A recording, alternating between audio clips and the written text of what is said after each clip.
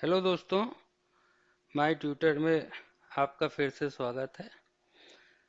अपनी अलजेब्रा की last video में हमने आपको शेप ऑफ डिग्री ये बताया था, जिसमें अगर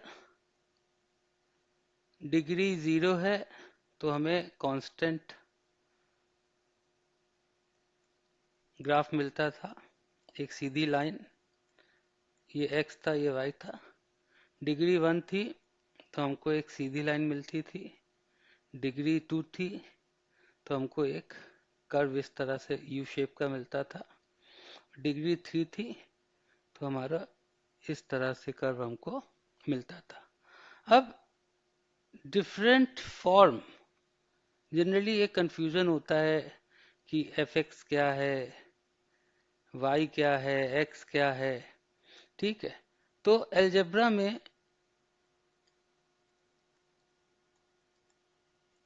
ये हमारा एक्स है और ये हमारा वाई है, और इसमें जो स्केल लगी हुई है इसी से हम लोग जो है एक्स वाई की वैल्यू एक्स के फॉर्म में हम लोग निकालते हैं। तो वाई को आउटपुट और एक्स को इनपुट की तरह हम लोग ट्रीट करते हैं। तो यहाँ पे चार फॉर्म हमने दी हुई है और सबका एक ही है term. 3x - 10y is equal to 3x - 10, 3x - y - 10 equal 0, 3x - y + 10 is equal to 0। तो हम लोग एक एक करके देखेंगे कि इन सब का मतलब क्या होता है। अगर 3x - y + 10, अगर कोई हमसे पूछे कि ये क्या है, तो इसको हम कहेंगे कि ये है हमारा एल्जेब्राइक एक्सप्रेशन। जब तक जीरो ना लगा हो या इक्वल ना लगा हो, तब तक हम किसी भी एक्सप्रेशन को जो प्लस और माइनस से सेपरेट हो रहा है उसको हम कहेंगे एल्जेब्राइक एक्सप्रेशन। तो 3x ये हमारा टर्म हो गया, y हमारा टर्म हो गया, और 10 हमारा जो है वो टर्म हो गया। तो टोटल 3 टर्म हो गए हमारे। ठीक है, x की पावर 1 है, y की पावर 1 है, तो एक टर्म की हाईएस्ट पावर देखी जाती है, तो इसकी जो डिग्री हो गई वो 1 हो गई। इस एल्जेब्रिक एक्सप्रेशन की डिग्री जो है वो 1 हो गई, और टर्म जो है ये हमारा 3 हो गया। जब हमने 3x - y + 10 is equal to 0 लगा दिया, तो ये हमने क्या बना दी, इक्वल का मतलब क्या होता है, इक्वालिटी। तो मतलब ये लेफ्ट हैंड साइड है और ये राइट हैंड साइड है। तो x की वो वैल्यूज, x की और y की वो वैल्यूज जिसको हम इस इक्वेशन में रखेंगे, तो ये हमको 0 दे देगा। x की हमने एक वैल्यू रखी, एक y की, अब जैसे एक एग्जांपल अगर लें कि x की वैल्यू हमने 1 रखी और y की वैल्यू हमने 2 रख दी, +10, 3 - 2 + 10, 10 + 3, 13, 13 - 2 11, which is not equal to 0। But x और y की वैल्यूज होंगी जिसपे ये पूरा एक्सप्रेशन, इसकी वैल्यू कितनी हो जाएगी, 0 हो जाएगी। तो यहाँ पर जो 3x - y + 10 हम लोगों ने लिखा है, इसको हमने इक्वल टू 0 कर दिया था। ठीक है, तो यहाँ पर अगर एक बात पूछें आप लोगों से कि इनपुट क्या है और आउटपुट क्या है, तो आप लोग नहीं बता पाएंगे, क्योंकि एक को दूसरे के टर्म में हम लोग बता ही नहीं रहे हैं। तो इसको हमने जितने भी वेरिएबल थे हमने एक साइड कर दिया और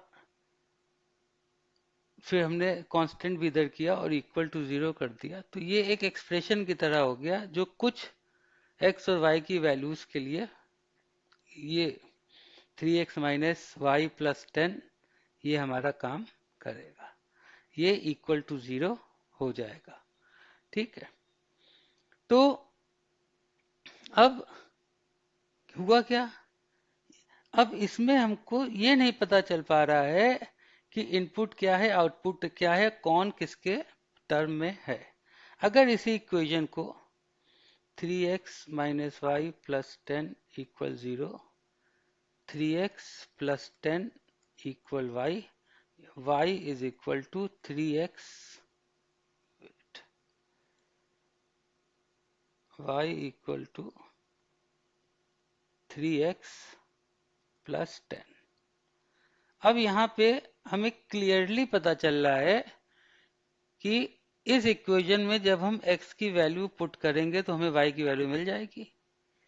जैसे x की वैल्यू हम कुछ भी रखें, x की वैल्यू हम रखते हैं 1, तो y इज इक्वल टू 3, 1 कभी भी वैल्यू पुट करें ब्रैकेट के साथ पुट करें, गलती नहीं होगी।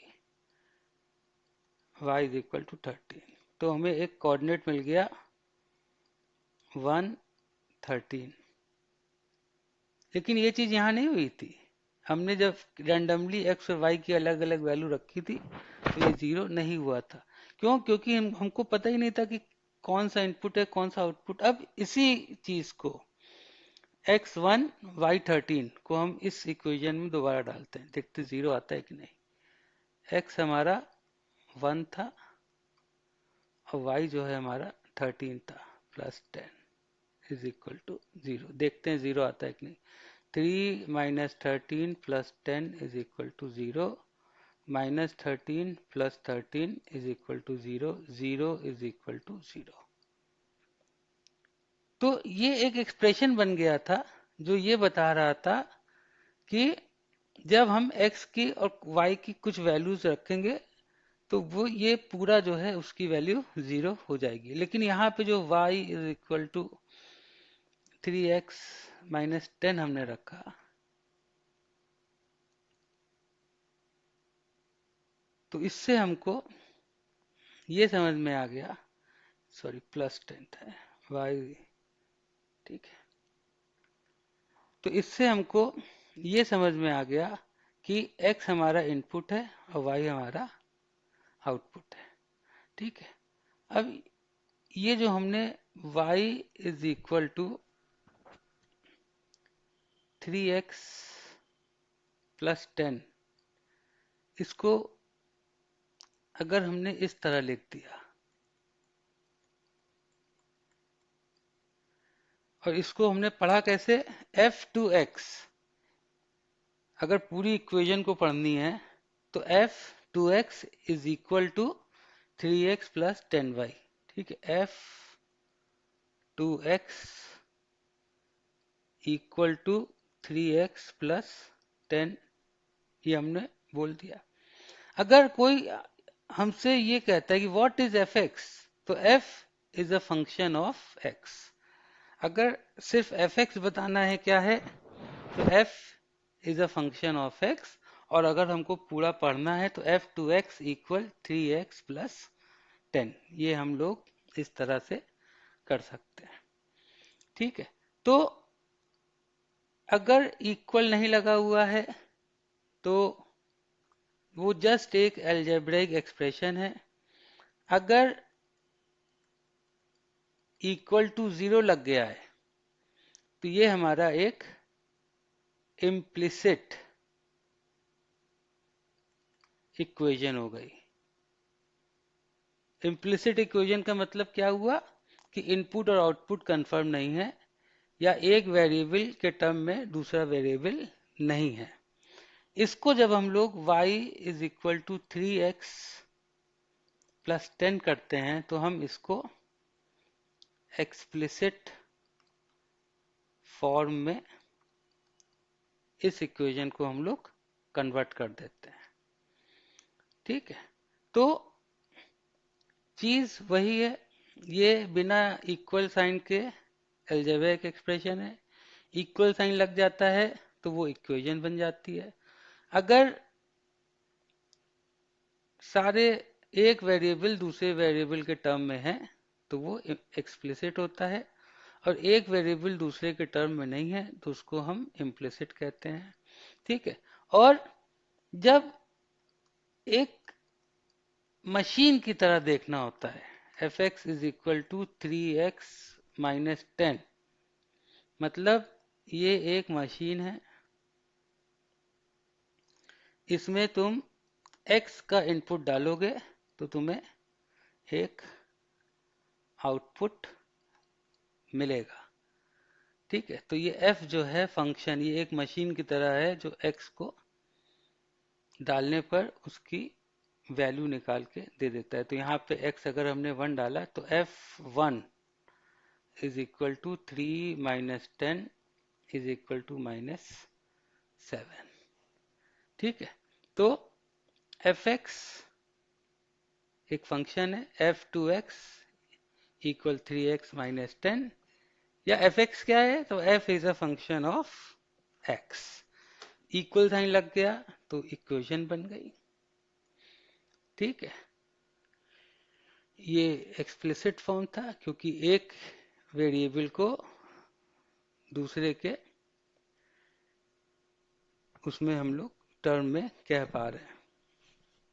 इम्प्लिसिट फंक्शन में सारे वेरिएबल एक साइड होते हैं तो इनपुट आउटपुट डिसाइड करना मुश्किल हो जाता है, और यहाँ पे भी एक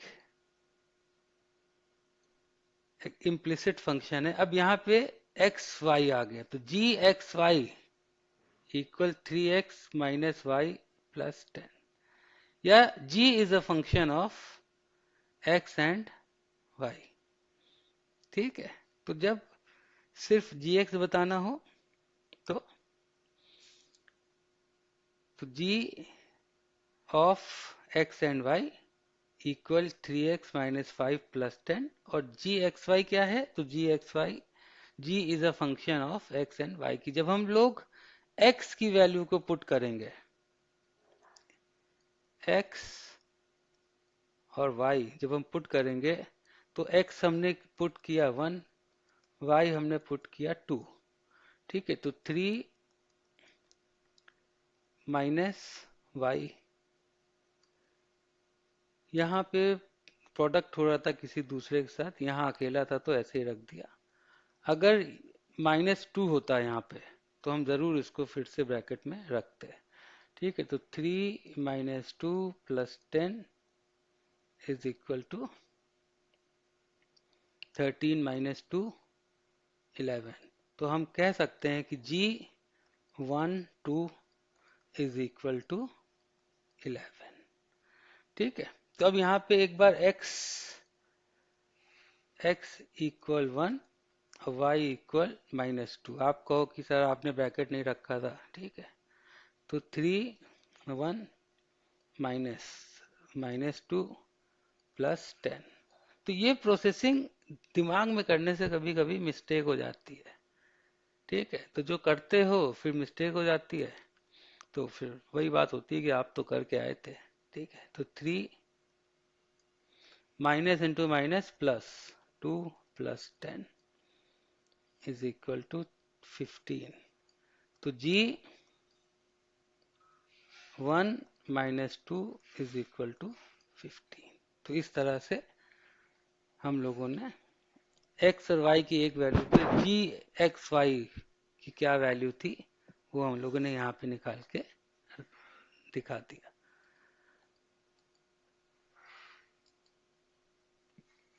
अब यहाँ पर अगर देखें तो XY³ + y² x⁵ + 7 is equal to 0। तो यहाँ पे जो x और y वेरिएबल्स हैं, ठीक है, ये एक साथ हैं, इसीलिए इसमें से इनपुट आउटपुट क्या है, x इनपुट है कि y इनपुट है, ये कहना मुश्किल है। ठीक है, तो ये हमारा इम्प्लिसिट फंक्शन है, बट इसको एक्सप्लिसिट में कन्वर्ट करना बहुत ही हार्ड है।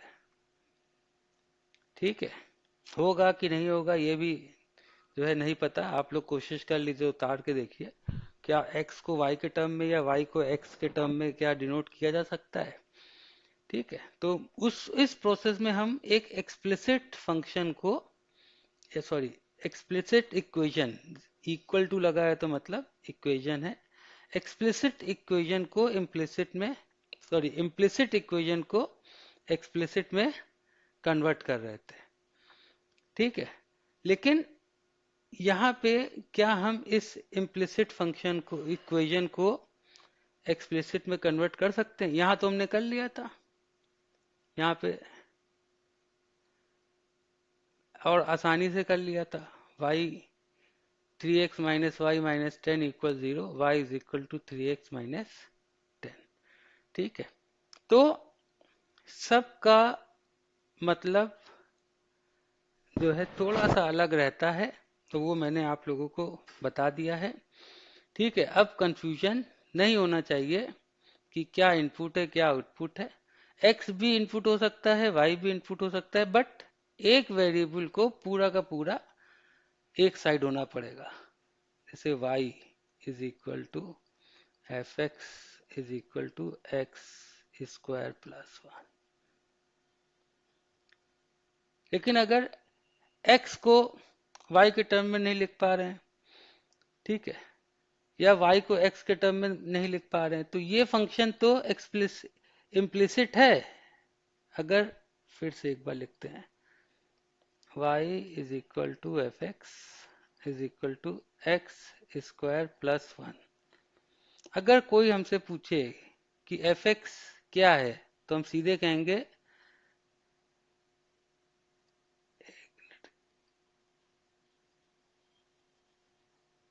इम्प्लिसिट,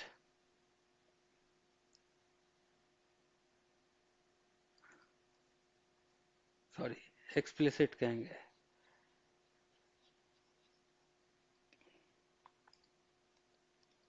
एक्सप्लिसिट, क्योंकि एक वेरिएबल को पूरे टर्म से हमने डिनोट कर दिया। लेकिन अगर कोई ये कहे कि अगर एफ एक्स देखा जाए, एफ एक्स क्या हो सकता है? ठीक है, तो y is equal to x square plus 1, x square is equal to y minus 1 x square. ये तो यहाँ तो x है। हाँ, अगर रूट ले लें कि x is equal to root y minus 1, ठीक है, तो ये अब जो है एक हमारा एक्सप्लिसिट बन गया।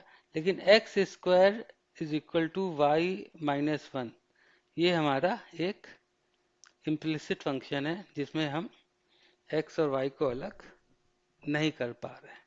ठीक है, तो कुछ बोर्ड्स में इस टॉपिक की ज़रूरत थी, कुछ बोर्ड्स में इस टॉपिक की ज़रूरत नहीं थी। लेकिन होता क्या है कि जब तक ये सब चीज़ें क्लियर नहीं होती हैं, एक कंफ्यूजन जो बना रहता है, उसकी वजह से बाकी की चीज़ें भी हम समझ नहीं पाते। तो इसीलिए मैंने आप लोगों को एक ही इक्वेशन को एक ही तो को कई तरीके से लिख के बताया, और सबका मैंने डिफरेंस भी बताया। तो फिर से एक बार अगर देखें तो इनपुट आउटपुट, इनपुट आउटपुट, इसमें कोई इनपुट आउटपुट नहीं है तो इम्प्लिसिट है, इसमें कोई इनपुट आउटपुट नहीं है तो इम्प्लिसिट। जिसमें इनपुट आउटपुट एक वेरिएबल को दूसरे के फॉर्म में अगर हम लोग एक्सप्रेस कर पा रहे हैं तो वो इम्प्लिसिट फंक्शन है। ठीक है, तो आज के लिए इतना। All the best.